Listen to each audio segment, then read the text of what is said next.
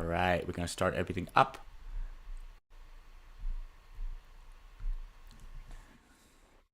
All right, Professor Clark, I'll let you welcome everyone. Thanks for everybody for coming on. Brianna, Tripty, even Selena from Jacob Center. Um, we'll start up now. Hey, good afternoon, everybody. My name is Sam Clark. I'm a assistant professor of entrepreneurship at California State University in San Marcos and a director at our innovation hub here. And I just want to welcome everybody to our tech school this afternoon. We're excited to have those joining us either on the Zoom call here or joining us live on Facebook or watching this later on. But if you are watching this on Facebook, make sure to like those posts so that more people can be aware of what we're doing here with students and startups and the community of entrepreneurs.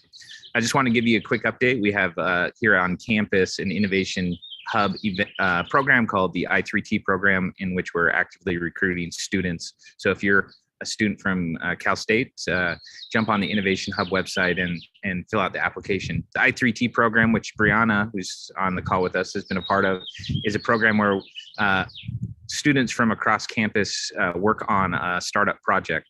So they typically take a technology and they either develop that technology and learn how to work on commercializing it or build the technology themselves. So it's computer scientists, physics students, business students to work on a technology and commercialize that technology. So if you're interested, sign up on that. With that, I was just, our topic today is about pitching. And so we're going to kind of have some panel discussion, talk a little bit about some the tips and tricks and things as you go about preparing for your quick pitches for competitions or for investors, et cetera. So we can start with that. Currently, you want to say anything before I give some of my initial tips? Yeah, I definitely always like to hear about Innovation Hub, all the new things. So thanks, Professor Clark, on doing that. As people know, I'm part of the board for Jacob Center for Connect All.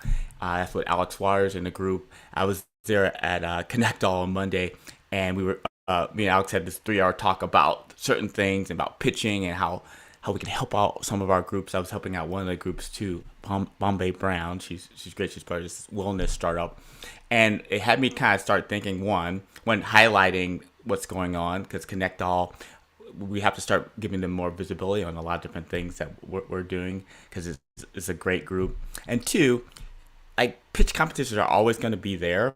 I think the fact that pitch competitions are there that give people visibility, I think, is a great thing.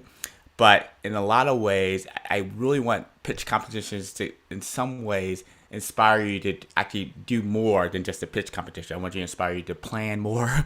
Maybe we were talking about Brianna executing more, but more importantly, like how you storytell. So I believe pitch competition in itself is really great because it gives visibility, but I do want founders to think about it more and the pitch deck more than just it being that one event, that one instance. So me and Professor Clark have been judges in a lot of traditional pitch competitions.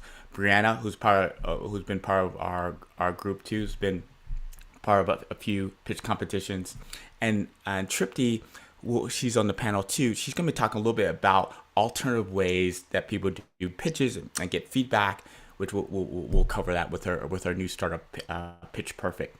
But the one thing I really love about pitching and things of that nature, it actually allows people to use all their skills. So, Professor Clark, you've been a judge. I've been a judge before.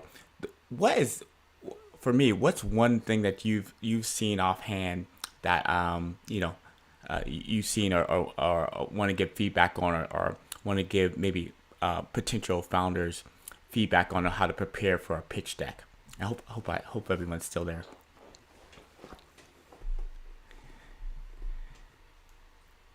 Actually, I'm still here. Maybe I'm freezing, but I'll let when Professor Clark comes on, I'll let him speak. I Let can me. still hear you fine. You can. Hmm. One thing I'm understanding too, and John, you've been a judge and you've been looking at a lot of pitch decks before, and I'll actually want feedback on that, John, afterwards. But you being like a woman founder, right? You've founded companies and things of that nature, um, there's always there's always some aspects of judges being mostly all males like this. I told one group that we can't have all male judge communities, right? Like that was part of it, right? And I told the group too, I was like, okay, one, this is for all pitch competitions. Let me just put it out there that you definitely have to have a diverse judging group if you have a diverse founder group too. And I think even if it's not a diverse founder group, I think the judges should be diverse because you're going to get different perspectives, right? What's your take on that, Joanna? I think so. And I think it can be awkward if you're like the only one that's not, right? But Yeah. when, I don't know, I know you and I are in the audience sometimes, right? We're looking at like a whole panel. I think not just on pitch competitions, but any kind of panel. Like, and if it's all white male, then you're like, is my viewpoint like even considered here? Sure. I remember we were in Boston, right? We won't name Yeah. like the organization, right? But we were in Yeah. Boston. We were part of this cohort there, and Yeah. it was so interesting because there was a founder. I know she really prepared. We've seen her deck. We've seen even how passionate was, and even all the stats that she would bring up on things of like female safety and security and all that. Well done. And one of Yeah. the judges, and a So lot of is that really an issue? is that really Right? an issue with women and security and things like that I just nature? don't believe the market, right? Exactly. And Yeah, I it's really really felt for her, Joanna. good I was like, oh example. my Yeah, god. I was like, oh my Oh God, man. I believe in it. Yeah. So I would just say in general, let's look at that. But you know what? Yeah. The great thing is that she was so well prepared. One, she actually had a really great plan on moving forward. Two, she executed on some of those plans, like her traction slide was amazing. And that actually helped me know more that she was a real true founder and she was committed. But lastly, the way she storytelled and she talked about all the instances she had where she felt insecure or not in a way safe, right? I loved it. So she did all the things that we always teach. But even though she had that, she still had some issues and she still had some things on that nature. But because she was able to do that, the other founders and even the audience, because she asked the audience like, how you guys feel about being safe and secure, and everyone applauded like, you are on it. Those judges are off. And so she did a really great job on being true to herself, but she did some of those things. But And I that want was to a clever thing that she did, right? To Yeah. leverage the audience to say, like, this is not just only my voice and my opinion. Correct. Right? So even if the people that you're presenting to are not representative of, of who you are, then like maybe the people in the audience are. And to leverage that, I thought that was very clever. Exactly. Professor Clark, you're back on. Can you hear us okay? We might. Sorry about that. It crashed and then made me update Zoom. So Oh, I love that. you guys can We're hear me. always on live. We were just talking about incident having more judging, like diverse panels and things of that nature. Professor Clark, you just did one at the Innovation Hub. We had this kind of quick pitch, and we had these this other kind of, which I really loved. It was kind of more talking about how you can help like the community. So you had these different type of categories. I love that part, right? Then having just a quick pitch. Could you tell more on your point of view as a judge, what you're looking for, even in a traditional setting? Yeah, I always look at a couple different things. I think it's important to remember, like you were saying early, Curling, that it's really, especially at this early stage of a startup, it's really about storytelling because it is a story. Not until you got business models and products and that it changes. When you're typically doing these pitch competitions, you're in such an early stage that you're telling the vision you have, and that's important. But I always focus on three things, and this is the important part. In a short amount of time, within maybe the first minute, the judges, the audience, anybody who's listening to you really needs to know what you do, why you do it, how you do it. And those relate to, the why is the problem you're going to try to solve, and that's where you start. You always, when you listen to Shark Tank or any pitch, you're going to see the why. They start with the problem. Then they do the what, which is their solution. And that's typically pretty straightforward. And that's, a judge or an audience member is going to probably quickly understand how those things relate and probably the value that they create. The how is most likely where you're going to spend most of your time. And that's really focusing on the business model. How do you make this solution work for that problem? And that's the challenge. And that's where most entrepreneurs spend their time developing those business models. And so, but to communicate that, that's you want to do that very quickly. Guy Kawasaki, I really like what he said about it once. He talks about how you want to be in aircraft, a jet off an aircraft carrier. You want to be quick to the point so that people know, after the first 30 seconds, the purpose of what you're trying to do and how you're going to do it. You don't want to be the jumbo jet that takes 2 miles of runway to get to the point. And so you want to be as quick as possible. He also had one other good recommendation, which I like, and that's it's kind of counterintuitive because a lot of investors invest on the people, and so when we present, we often start with talking about people, the founders, the people involved in it. But that's like the jumbo jet. That's very slow rolling because after 2 or 3 minutes of talking about people, most of the audience are bored. They don't know what you're doing, why you're doing it. So hit hard. Be fast, get to the purpose, the why you're doing it, the what you're, and that will help you out. Finally, I think just an important concept to remember is that the language of business is finance. Now, this might not be something you include within your quick pitch, but in general, your pitches, most of those things in which you're telling a story about have to also be communicated in financial language, because that's the language of business. And so you need to have those things backed up within a financial models just as much as you have those as business models. Because when you're sharing these stories and you're telling these stories, you're eventually going to have to communicate those in dollars and cents. So remember, I kind of think there's two languages. You have that storytelling. You also have the finance.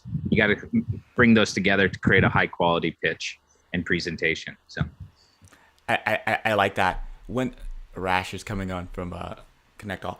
One thing, Professor Clark, when you're really looking at a couple that's more like the financials, right? Because you're always talking about financials and about business models.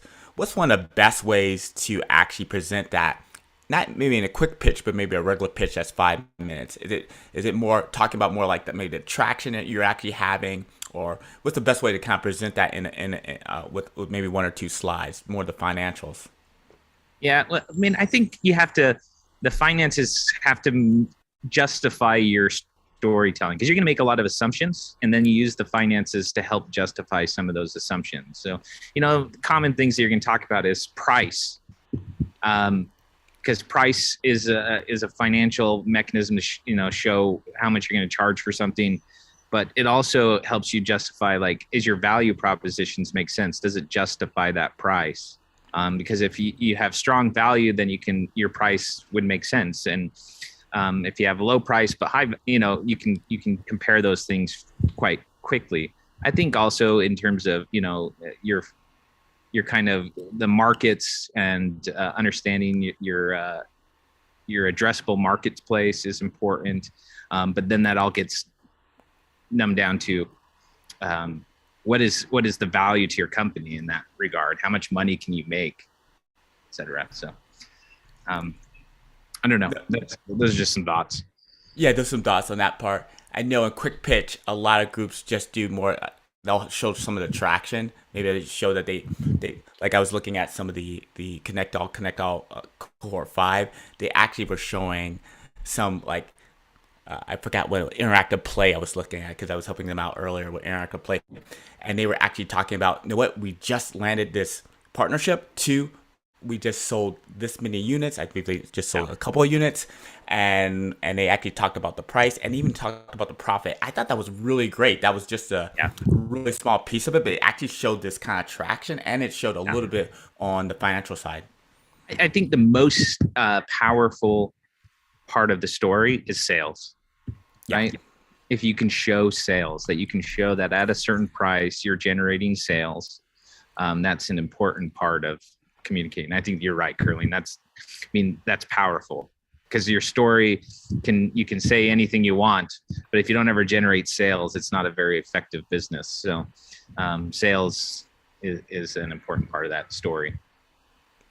I do know offhand. We were a judge at Quick Capital. We worked with Fokcus worked with Quick Capital for a while, and the one that actually won, or one that actually got the most, I guess, attention afterwards for demo day. His slides were very simple, Professor Clark, but the first slide was just a problem slide, and he talked a little about why he was doing it, right? That why, and it was really because of his sister was in this really this health situation and reason why. But the next two slides after that just showed the solution, but then he just talked about really drilling down to margins and profit and where he is right now. And it was so elegant. It was so simple. And then he ended it with, "This is what I need help with."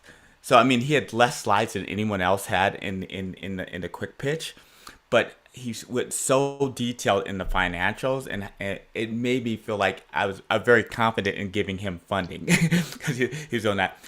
Tripty, you're really brilliant with financing too. I talked to Professor Clark about like what's the best way to present maybe finance or things in your deck. Could you give me maybe feedback on that? Like your decks have been always pretty solid on things of that nature, but just Thank to tell that you. story.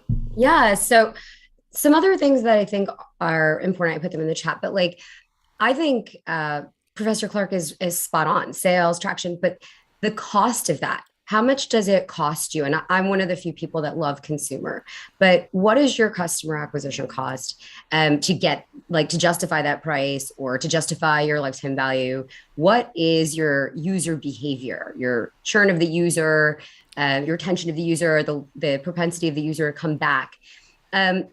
And YC actually does a really good job with spelling that out of what they're looking for in terms of week over week growth, month over month growth, that I think is really important. And it's a great place for founders to go to try to get a high level of what's attractive to an investor.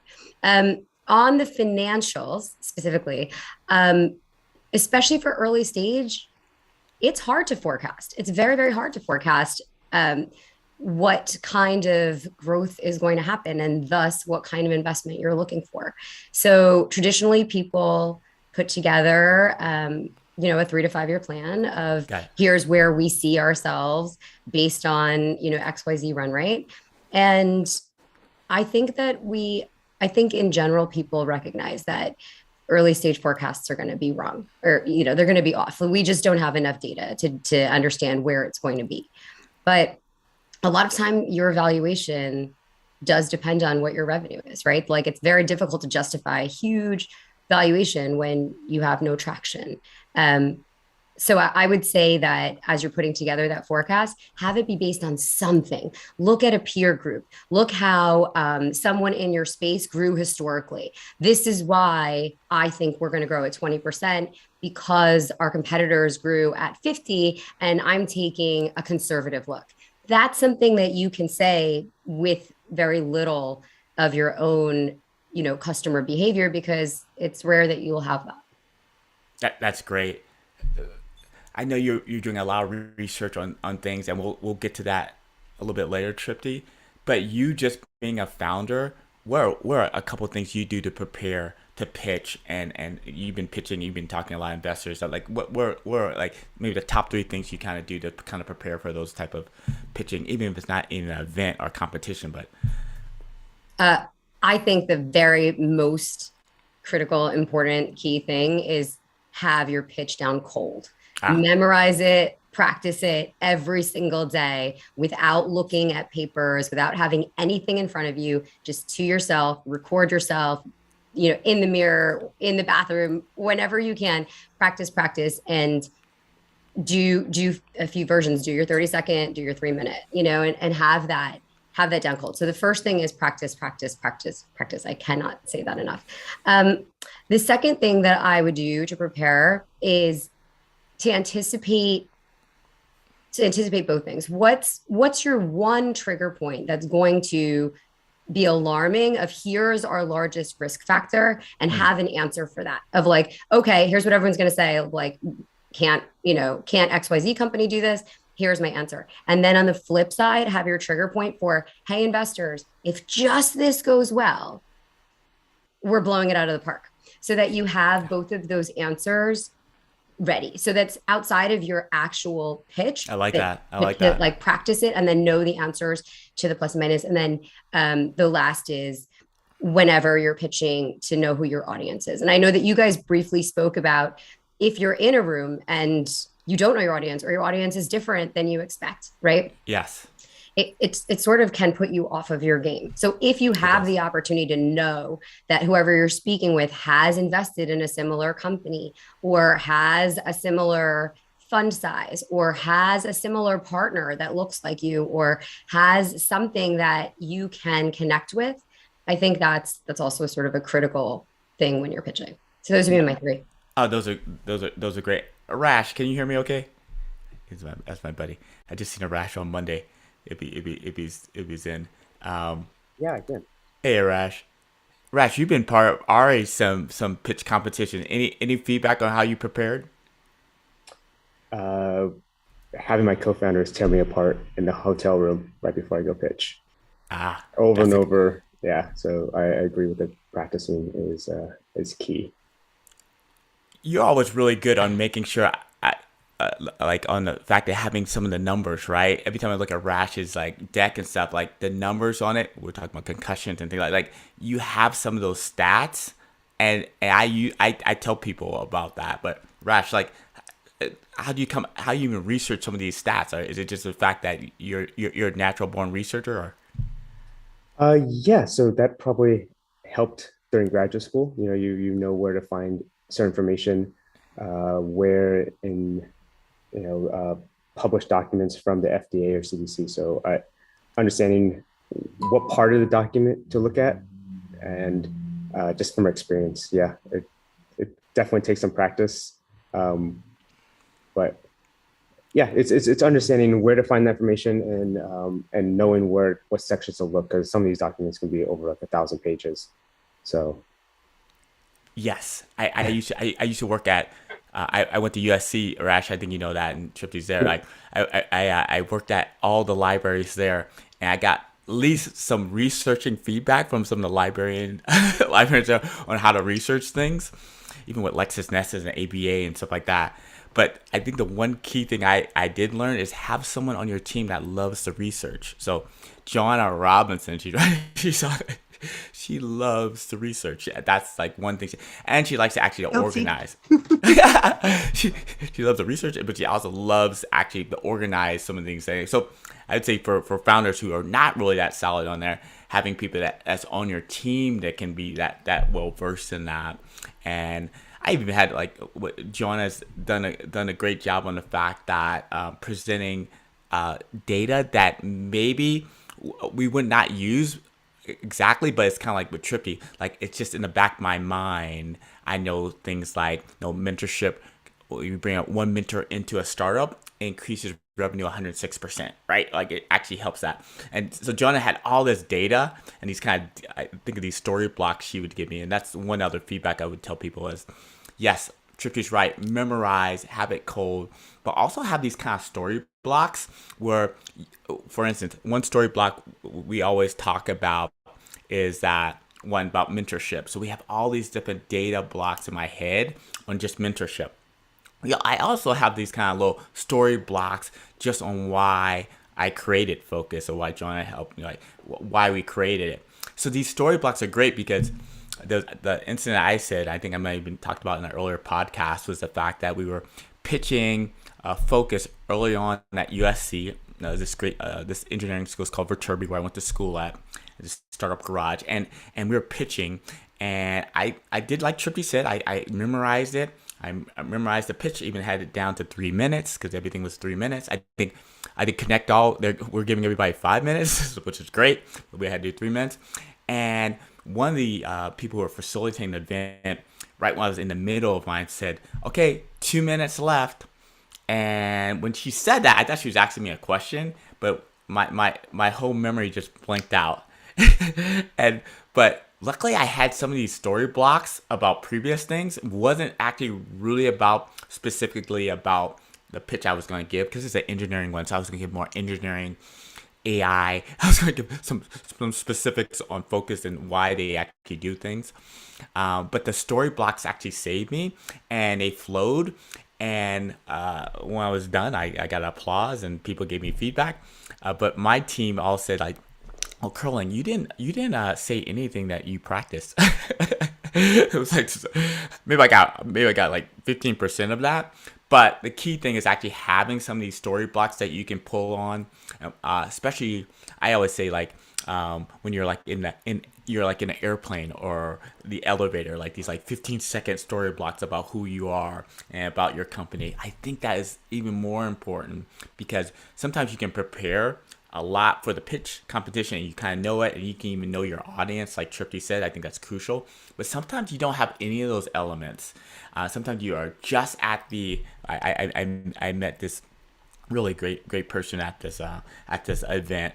I know at a jury duty, right? And I talked about everything, and it actually wound up being this huge lucrative deal, right? But we were just at jury duty. But I had some data I can give to that person, and it became that. So that's some of the aspect of what I want to do is like, yes, you're going to be preparing for this pitch competition, but think of it beyond the pitch competition. What type of information that you need to have readily if someone calls on you and say like, for instance, for Startup San Diego, we have these we'll have an event and then at the end of the event we have this quick networking, right? It's usually about 5 minutes long after you. And I always tell all the startups and the entrepreneurs in residence, have your story block, have your like 15 seconds about you and your startup down, so you never know who you're going to meet.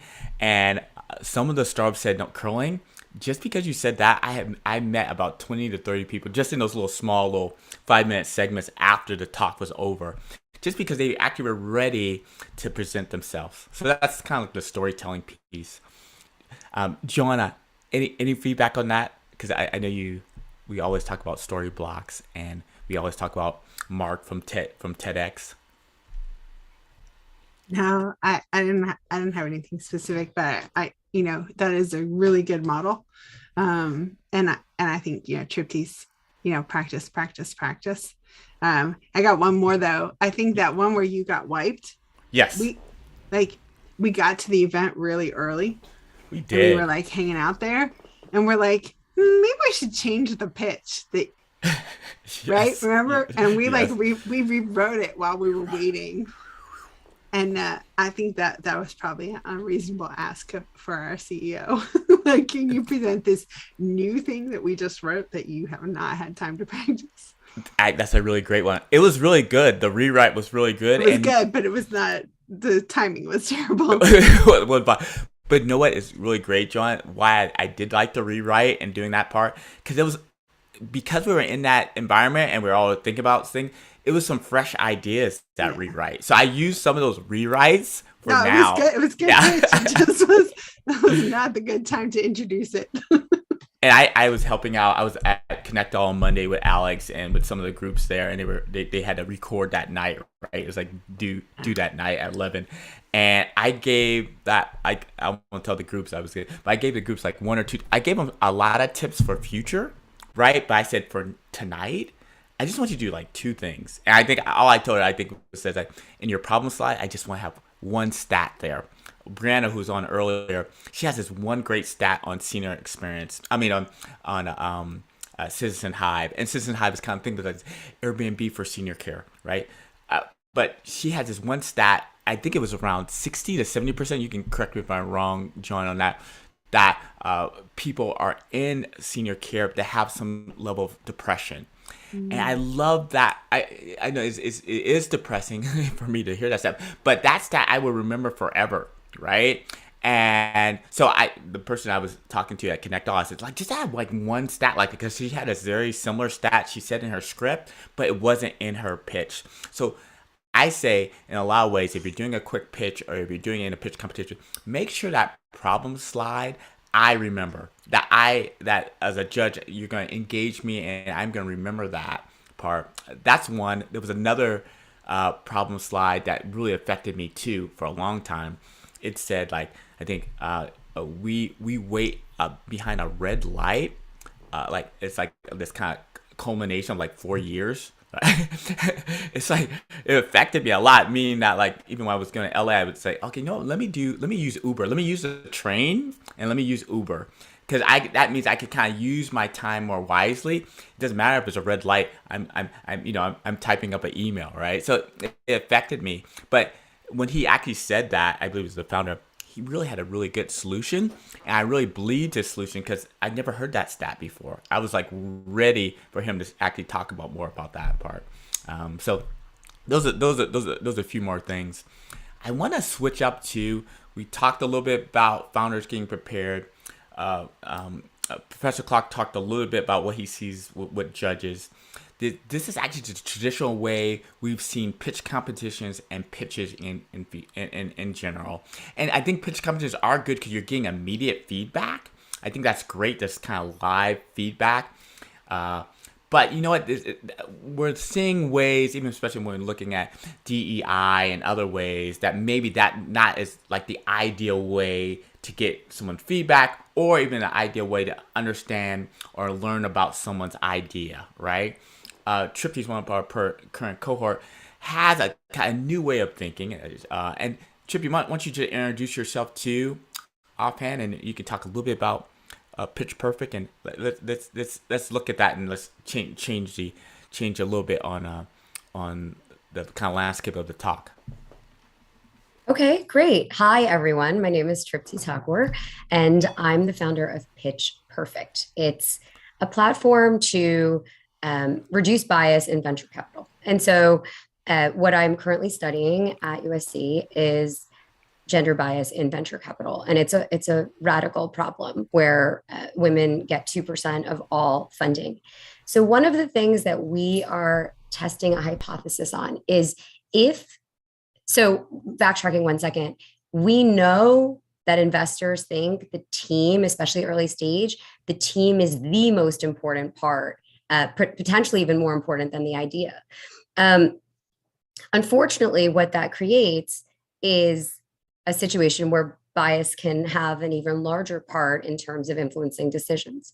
So what we're testing is if we anonymize the founder's identity. So if we focus solely on the ability of the founder to execute, is that enough? Do you need to see me, and have potential judgments about me based on what I look like, or my ethnicity, or my gender in this case?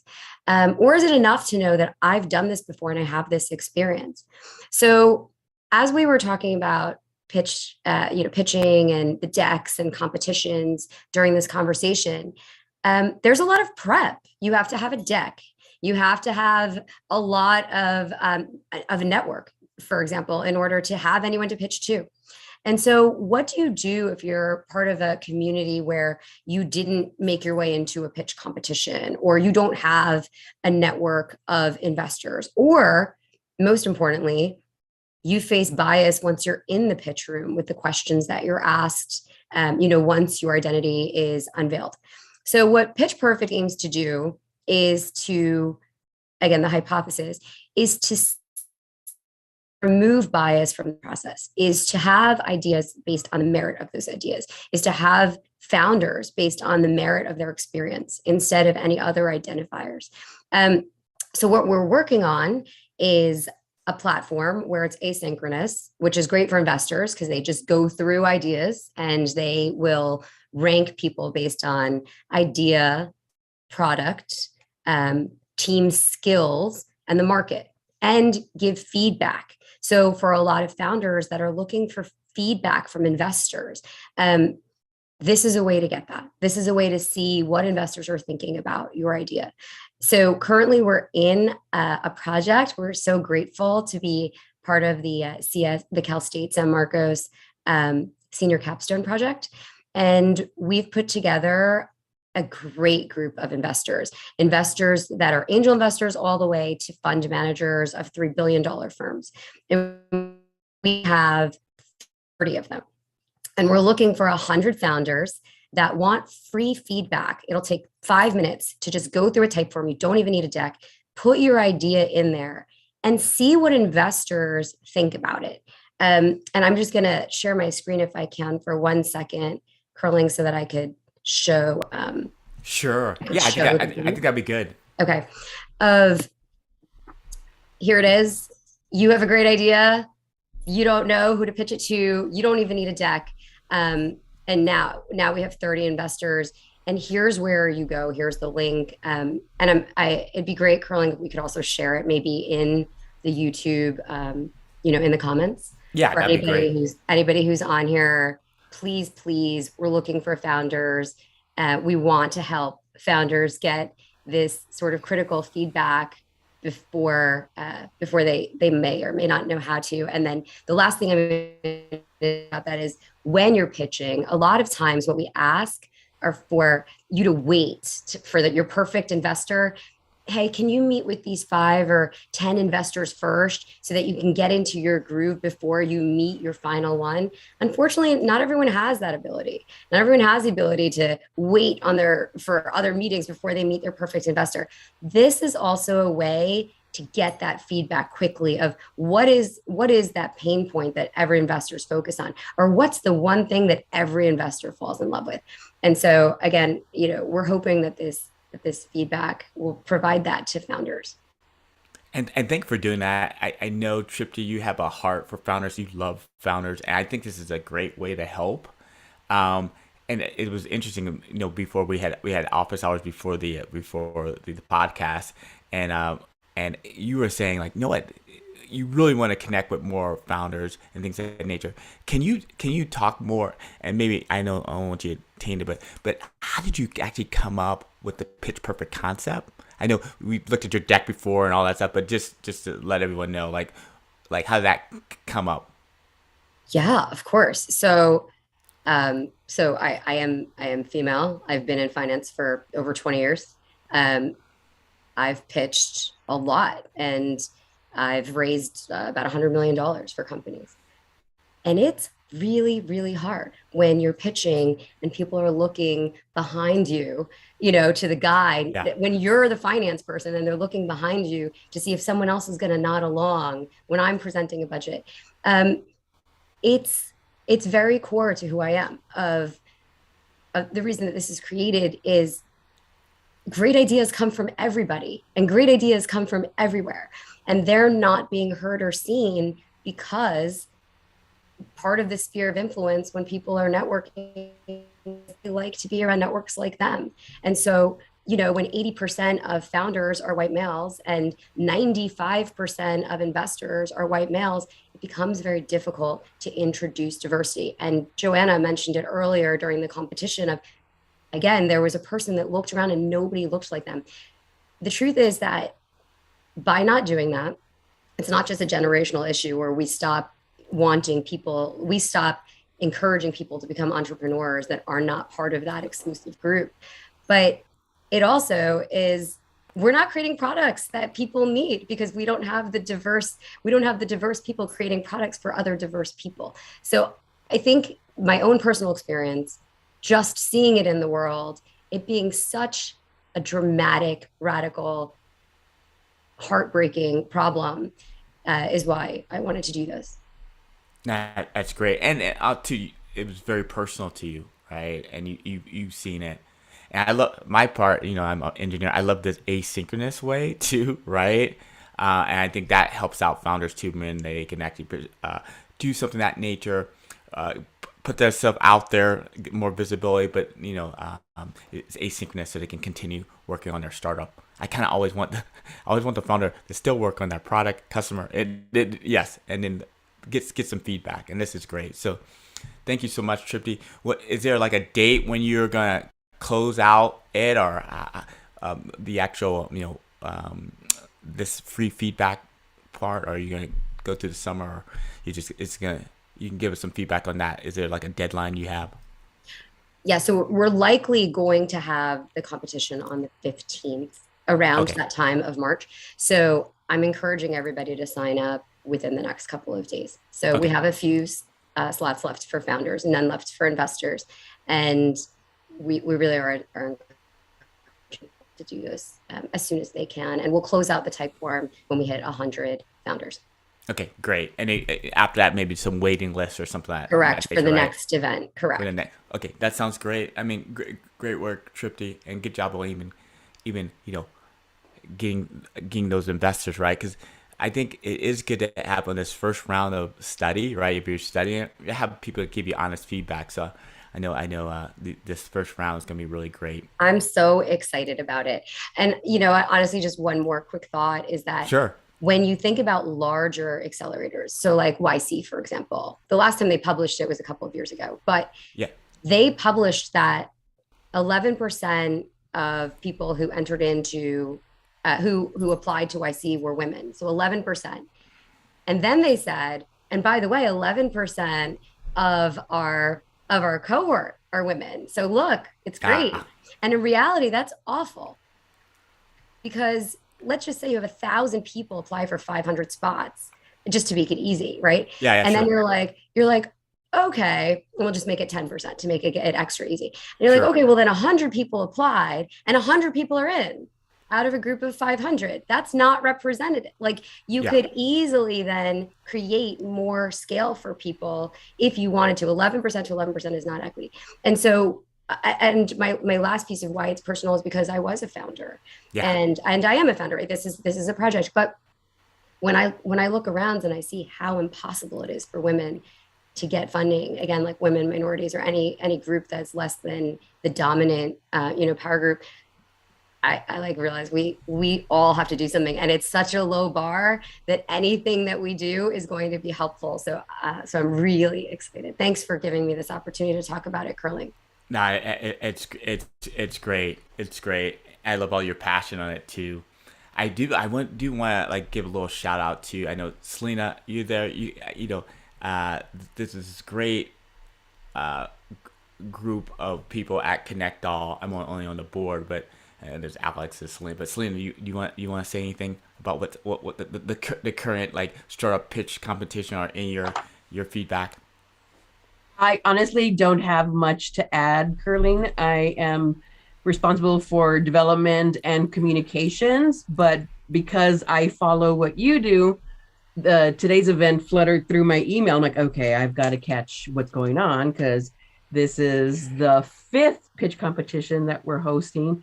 We're thrilled to have Union Bank with us all along. But I did peek at the 7 pitches yesterday. 7 Good. I went through all of them. And 8, again, I think there's 8. 8. And I've been with this organization now for a little over a year. And every time I see these pitches, either I well up or I get emotional. I don't know what it is, but I love seeing the passion.